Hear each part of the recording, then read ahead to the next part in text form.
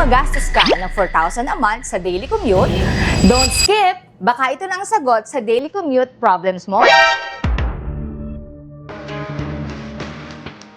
Ayon sa TomTom Traffic Index, Filipinos lose 240 to 330 hours per year sa traffic. At gumagastos tayo ng 2,000 to 4,000 pesos monthly sa commute. Pero kung e-bike, charging cost mo ay 200 to 500 pesos lang. Kaya kung marami ang sakay, tulad ng pamilya, kaibigan or errands man, o business, mas praktikal. Yes! Paano pa kung yung e-bike kaya makasakay ng 3 to 4 persons, di ba? Default ang problema sa gasto, mas makakatipid ko pa. May mga solar roof models na charge habang nasa biyahe. Video models na mas mabilis, mas malayo at mas matagal ang buhay. Or e-bike na praktikal, nakakasok ng maliliit na space pero quality at length and design. Kayang-kaya ang 300 to 350 kg load capacity.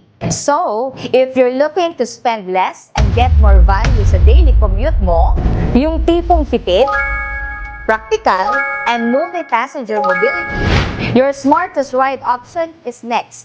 For trust-driven mobility, NXT e-bike, test drive one today.